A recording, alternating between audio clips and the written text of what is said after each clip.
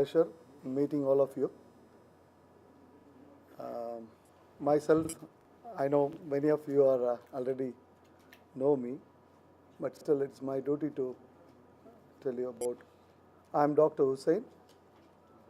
Past 20 years I am in UAE, basically from Malabar, and my native is put up in Calicut. Here my wife, Dr. Beena, who is also director in this NRI project India Limited, and Mr. Nisar is our technical manager, CTO. So I'm just going to give you a small presentation which will not take more than 5 minutes. At the same time, I just wanted to tell you my 20 years experience puts me now towards India. So my 20 years experience in Gulf countries, not only UAE and the other part, GCC country, which makes me sense, I should work for not only myself, but again, the fellow members, our NRIs in Gulf country. So this project stands like this. I'll straight away I'll go to the project now. Yeah. As this looks like, the logo itself gives you a clear picture. Around the global, there is a human chain on the top of it. There's a marker in there. No? You can see here. This is going to be involving the NRI PA, and their investment will be brought into India. That is the aim, where we are picturizing here in our India map. And this is for the NRI. This investment totally going to be an investment from NRIs. I think next. And let me continue on this. Yeah. And NRIPI will be the platform for all these investments, where the investments will be invited globally from the NRIs, and the investments will be basically made in India, and we'll be acting as a platform for these investments. So NRIs around the globe investing in India, and NRIPI being the platform. About the non-resident Indians around the world, just statistics about there are about 25 million NRIs worldwide. And even if you assume conservative per capita income, the total annual income of this population will be around above US $250 billion. So the profile of remittances inflow has changed dramatically over the years. And this is around 2006 report. And this is the Indian Prime Minister's speech at Pravasi Bharati Divas celebration last year, that's 2010. I think he would explain, which made him so just a briefing about the speech, where he mentioned that Indian government was very conscious about the adverse effect of economic crisis on Indians employed abroad, and was working on a project to provide social security for the NRIs. About 40% of the total remittances of over $50 billion came from skilled and semi-skilled overseas Indian workers, and many of them have been badly affected by the economic crisis. An appropriate return and resettlement fund.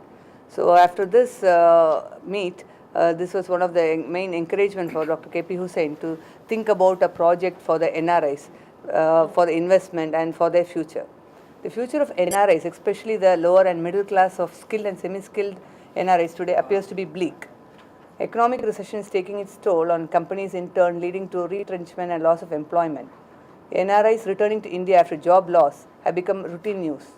Being away from India for years, after coming back, settling down in India and winning the confidence of local employers is a difficult task for any NRI.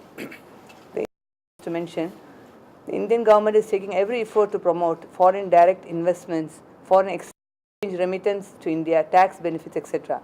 NRIs through its embassies and consulates abroad.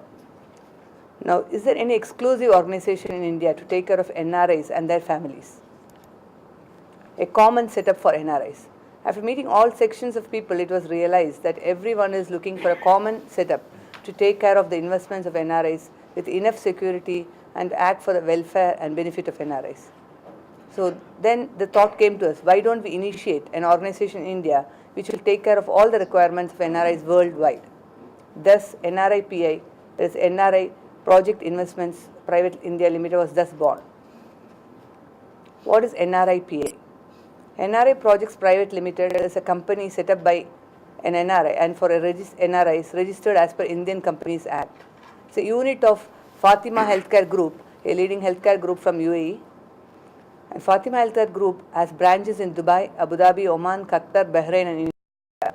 And we provide medical insurance with the net leaders and the annual turnover of around 100 billion AED dirhams. The registered office of NRIPA is at Calicut in Kerala, and it's proposed to have regional offices and branch offices all over India. Its representative offices shall be established all over the world. Now, the objectives of NRIPA: to act exclusively for the welfare of NRIs and their dependents in India or abroad. Invite NRIs to subscribe its shares and asking them to become status as per Income Tax Act. Creating awareness about NRIPA to all NRIs abroad and in India through medias and all type of communication channels. Starting a bank called NRIPA Bank exclusively for NRIs. Issuing NRIPA bonds to its members with the support of Government of India and state government. Investing the money raised through shares and NRIPA bonds into profitable projects and various types of investments under expert guidance by a team of professionals. Either NRI investors can propose projects or can take up new or existing Government of India state government projects.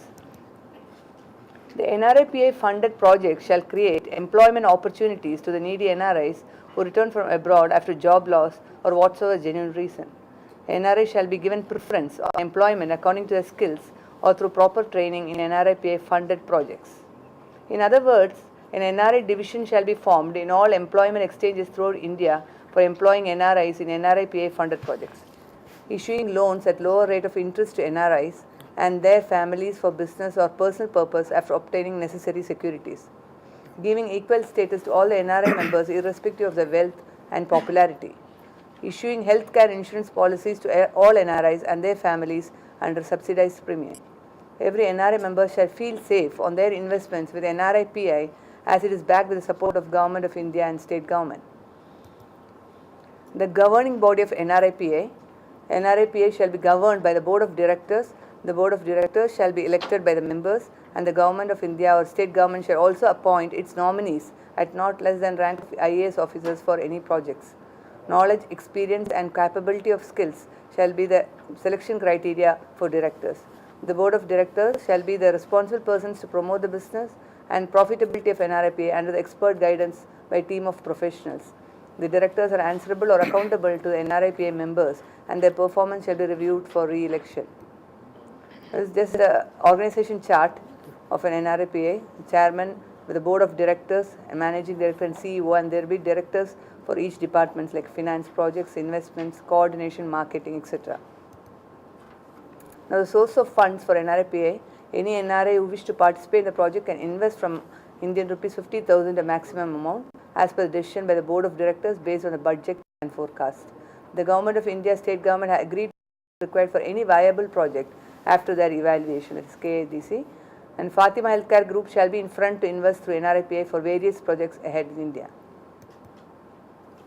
The current status of NRIPA: even though every effort has been taken to launch NRIPA through government channel as a role model NRI, Dr. KP Hussain has decided to initiate NRI projects in India with a group of NRI investors.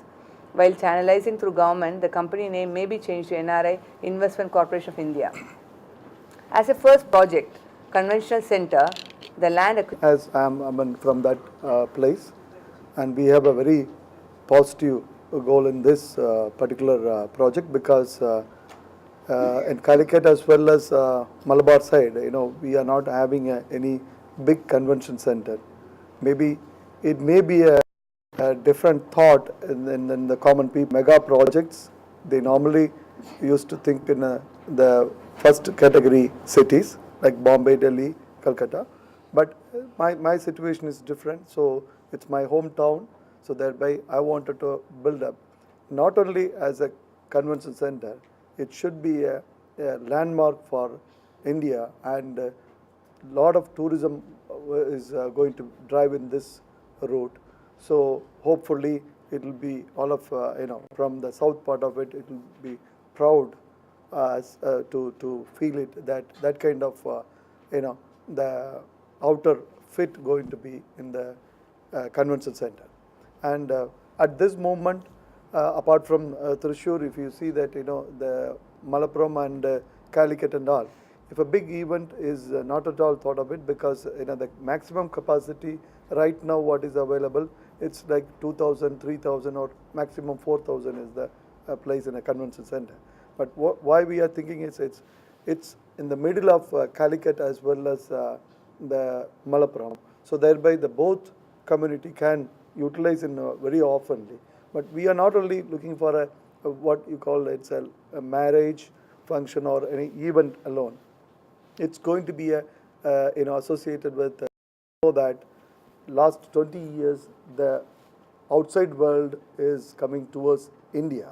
Now this we wanted to take as an opportunity to bring it to Kerala as a gateway and to bring in into the India.